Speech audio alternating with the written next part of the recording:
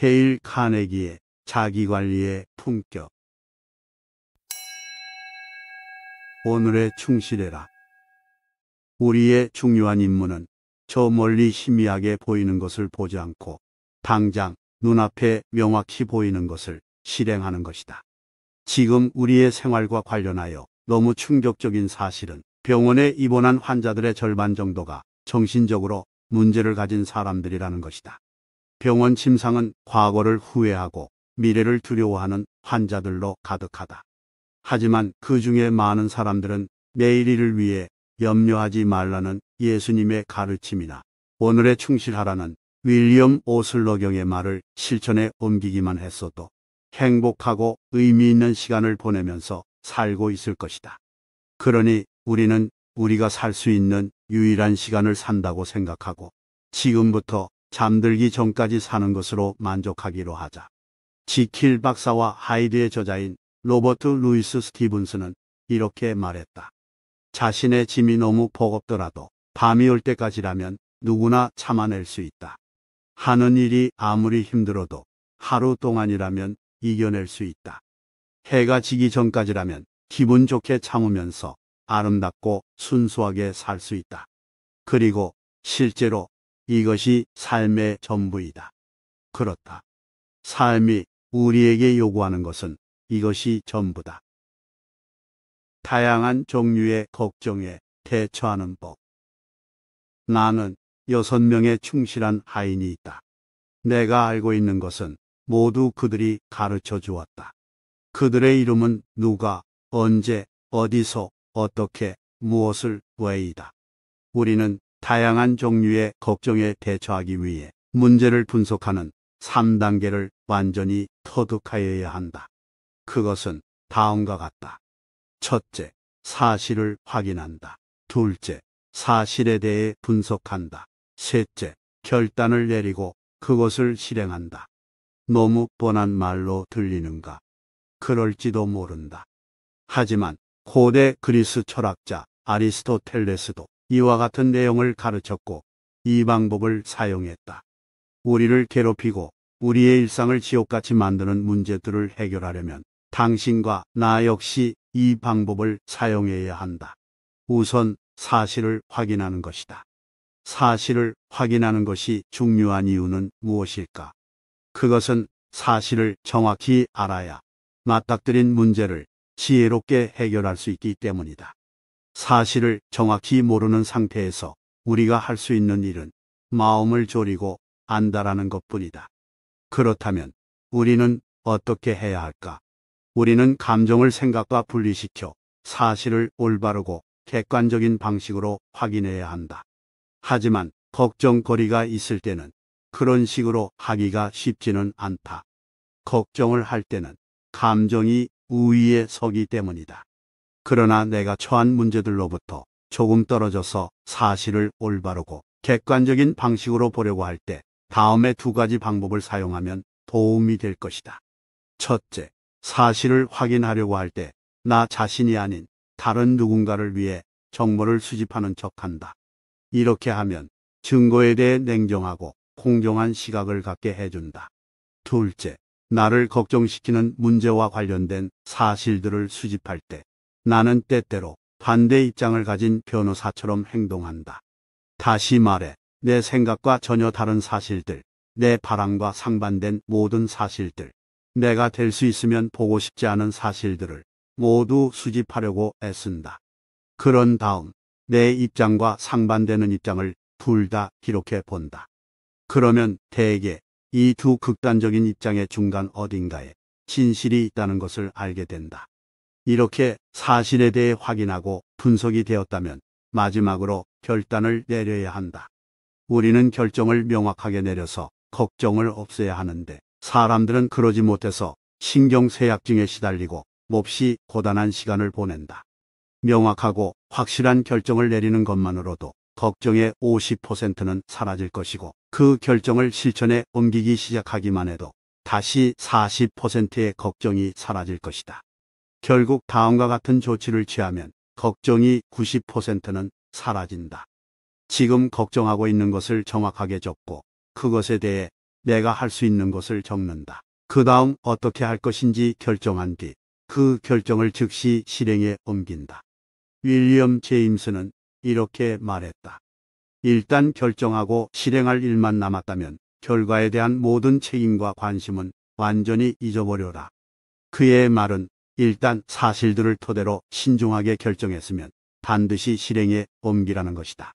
다시 생각하기 위해 멈추지 말고 더 이상 걱정하거나 결정의 과정을 다시 반복해서는 안 된다. 자신을 불신해서도 안 된다. 그러면 다른 의심을 품기 시작한다. 계속해서 뒤를 돌아보아서도 안 된다. 걱정하는 습관이 당신을 넘어뜨리기 전에 그 습관을 버리고 싶은가? 그렇다면 사소한 일에 안달복달하지 마라. 무시하고 잊어버려야 할 사소한 일들로 인해 스스로의 행복을 망치지 마라. 이 말을 기억하라. 우리 인생은 사소한 일에 집착하기에는 너무나 짧다. 피할 수 없다면 받아들여라. 우리는 어쩔 수 없는 상황에 처하면 그 상황이 어떻든 놀라울 정도로 빨리 적응한다. 그러고 나면 그런 사실이 있었는지조차 잊어버린다. 우리는 앞으로 수십 년을 살면서 불쾌하게 여길 수밖에 없는 상황을 많이 겪을 것이다. 이런 상황은 이미 그렇게 됐으니 그러지 않을 수 없다. 하지만 선택할 수는 있다. 그 상황을 피할 수 없으면 받아들이고 적응하든가 아니면 그것을 받아들이지 않고 삶을 엉망으로 만들면서 결국 신경쇠약으로 삶을 마감하는 것이다. 내가 좋아하는 철학자 중에 윌리엄 제임스가 있는데 그는 이렇게 현명한 충고를 했다. 있는 그대로 받아들여라. 어떤 불행이 닥치든 있는 그대로 받아들이는 것이야말로 그것을 극복하는 첫걸음이다. 단지 환경 그 자체가 우리를 행복하거나 불행하게 만들지 않는다는 사실은 분명하다. 우리가 환경에 반응하는 태도가 우리의 감정을 결정한다. 예수님은 천국이 우리 안에 있다고 했다. 지옥도 마찬가지로 우리 안에 있다. 반드시 해야 한다고 생각하면 우리는 고난이나 불행을 견뎌내고 이겨낼 수 있다. 물론 할 수 있다는 생각이 들지 않을 수도 있다. 하지만 우리에게는 무조건 사용하기만 하면 우리를 언제까지라도 지켜줄 강한 내적인 원천이 있다.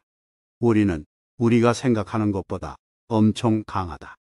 지난 8년 동안 나는 걱정을 없애는 방법이 나와 있는 책이나 글은 빼놓지 않고 모두 읽었다. 그 결과 내가 알게 된 걱정에 관한 최고의 충고가 무엇인지 알고 싶은가? 그렇다면 그 구절을 소개하겠다. 이 구절을 세면대 거울에 붙여놓고 세수를 할 때마다 읽으며 마음속 걱정을 씻어내기 바란다. 주여 제게 허락해 주소서.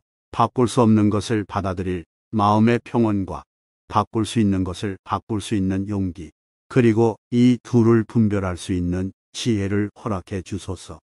걱정하는 습관이 당신을 쓰러뜨리기 전에 그것을 버리고 싶다면 다음의 방법을 기억하라. 피할 수 없으면 받아들여라. 피할 수 없는 것과는 협력하라. 인생을 바꿔놓을 한 문장. 생각의 중요성. 나는 라디오 프로그램에 출연했을 때 다음과 같은 질문을 받았다. 당신이 알게 된 가장 큰 교훈은 무엇입니까? 나는 간단하게 대답했다. 내가 깨달은 가장 큰 교훈은 생각의 중요성이다.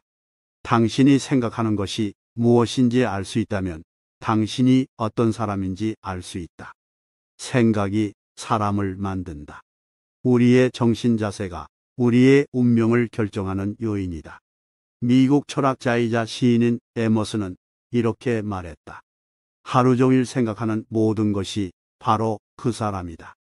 그 외에 달리 무엇이 될 수 있을까? 우리가 가장 먼저 해결해야 할 유일한 문제는 어떻게 올바른 생각을 선택할 것인가이다. 그렇게 된다면 우리는 무슨 문제든 해결할 수 있다. 로마 제국을 통치했던 황제이자 철학자였던 마르쿠스 아우렐리우스는 그것을 한 문장으로 정리했다. 우리의 인생은 우리가 생각하는 대로 만들어진다. 그렇다. 행복한 생각을 하면 행복해질 것이다. 불행한 생각을 하면 불행해질 것이다. 두려운 생각을 하면 두려워질 것이다. 병에 걸릴까봐 근심하면 병에 걸릴 것이다. 실패를 생각하면 틀림없이 실패할 것이다. 자기 연민에 빠지면 사람들이 당신을 멀리하고 피할 것이다. 긍정적인 사고의 창시자로 알려진 노먼 빈센트 필은 이렇게 말했다. 당신은 당신이 생각하는 당신이 아니라 당신의 생각이 바로 당신이다. 지금 내가 만사를 긍정적으로 바라보는 태도를 진이라고 주장하는 것 같은가? 그런 게 아니다. 인생은 그처럼 간단하지 않다. 다만 나는 부정적인 태도를 갖지 말고 긍정적인 태도를 가지라고 말하고 있을 뿐이다. 다시 말하자면 문제에 관심을 가지는 것은 좋은데 걱정을 해서는 안 된다. 관심과 걱정의 차이는 무엇인가? 관심은 문제가 무엇인지 이해하고 차분히 그 문제를 해결하기 위한 대책을 강구하는 것인 반면에 걱정은 쓸데없이 제자리에서 맴도는 것이다. 나는 마음의 평화와 삶의 기쁨은 우리가 있는 곳, 우리가 하는 일, 우리가 누구인지에 달려있지 않고 오직 우리의 정신 자세에 달려있다고 확신한다. 외부 환경이나 조건들은 거의 상관이 없다. 내가 반백년 살면서 삶이 조금이라도 내게 가르쳐 준 것이 있다면 그것은 자신에게 평화를 가져다 주는 것은 자기 자신뿐이다라는 사실이다. 에머슨이 자기 신뢰라는 글에 이렇게 정리해 놓았다. 정치적인 승리, 수익의 증가, 질병의 회복, 절교한 친구와의 화해, 그 밖에 다른 사건들이 당신의 마음을 들뜨게 하고 좋은 기대감을 갖게 만들 것이다. 그런 것에 의지하지 마라. 절대 그런 식으로 되지 않는다. 자신에게 평화를 가져다 주는 것은 자기 자신뿐이다. 행복과 평화를 가져다 줄 정신 자세를 기르려면 기분 좋게 생각하고 행동하라. 그러면 기분이 좋아질 것이다.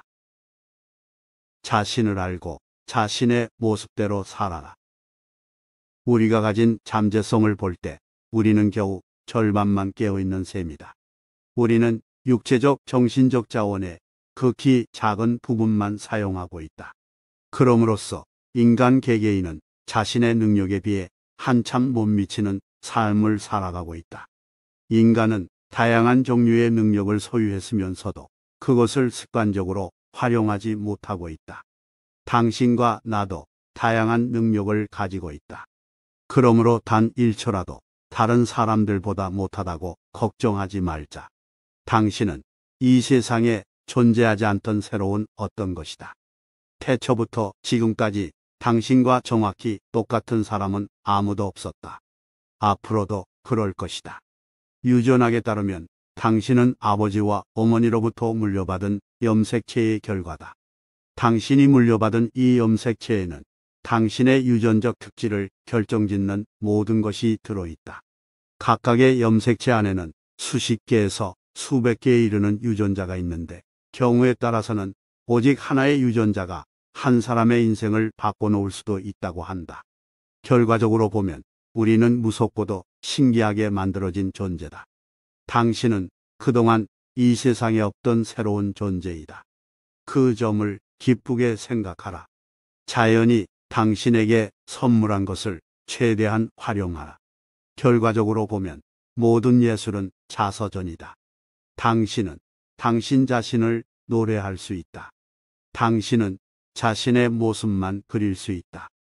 당신은 당신의 경험, 환경, 유전 염색체로 만들어진 존재일 뿐이다. 마음에 들든 들지 않든 당신 자신의 정원을 가꾸어야 하고 인생이라는 관현악단에서 당신이 가진 악기로만 연주해야 한다. 에머슨은 자기 신뢰란 글에서 이렇게 말했다. 좋든 싫든 자기 자신을 받아들여야 하며 자신의 작은 땅에서 땀 흘려 일하지 않으면 옥수수 하나도 수확할 수 없다는 확신에 이르는 때가 있다. 자기 안에 내재된 능력은 자연에게 없던 새로운 것이다. 따라서 자신이 무엇을 할 수 있는지는 자기 자신밖에 모르며 직접 해보지 않고는 그 자신도 알 수 없다. 행복과 평화를 가져다 줄 정신 자세를 기르려면 다른 사람들을 흉내내지 말라. 자신이 누구인지 알아내서 자신의 모습대로 살아라. 당신은 세상에 하나밖에 없는 존재임을 명심하라. 여기까지의 말은 데일 카네기의 자기관리의 품격에 나온 내용을 일부 발췌하여 소개하였습니다. 데일 카네기의 자기관리의 품격은 개인의 성장을 위한 가이드북으로 자신의 감정을 관리하고 목표를 설정하며 타인과의 관계를 발전시키며 스트레스와 걱정을 극복하는 방법 등 일상적인 생활에서 필요한 자기관리와 도덕적인 가치관을 바탕으로 자신의 삶을 책임지는 방법을 제시하고 있습니다. 또한 사람들 앞에서 자신감 있는 좋은 연설을 하기 위한 방법과 청중을 사로잡는 방법에 대한 내용을 다루고 있습니다. 이 책은 나 자신에 대한 이해와 성장, 그리고 타인과의 관계 개선에 관심 있는 사람이라면 누구나 읽을 가치가 있는 책이라고 생각합니다. 데일 카네기의 풍부한 경험과 지혜에 대한 내용을 더욱 자세히 확인하고 싶으시다면 자기관리의 품격을 정독하시는 걸 추천드립니다.